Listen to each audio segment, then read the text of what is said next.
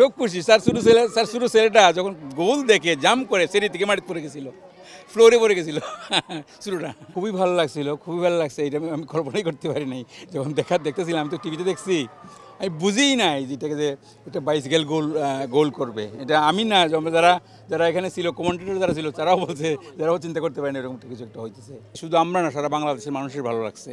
সারা বাংলাদেশের মানুষ অত্যন্ত খুশি ওরা এসে ফুটবলের একটা কোনো জোগাড় আসাতে। মা, পিম্পল 5 দিনেই চলে যাবে। যাবে না মা। যাক, নিমের 5 অংশের পাওয়ারে 5 দিনেই দূর হবে পিম্পল। হিমালয়া পিউরিফাইং নিম ফেস ওয়াশ। এবং বছরের প্রথম দিকে শুরু হয়েছিল, এখন বছরের শেষ।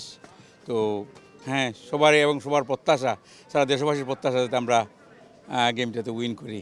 আমরা আসছে তো দেশের টানে, ফুটবলের টানে, দেশের ফুটবলটাকে একটু যদি তোলা যেতে পারে। হামজাকে মানুষ ভালোবাসে, ছোটবেলা থেকে হামজাকে মানুষ ভালোবাসতো।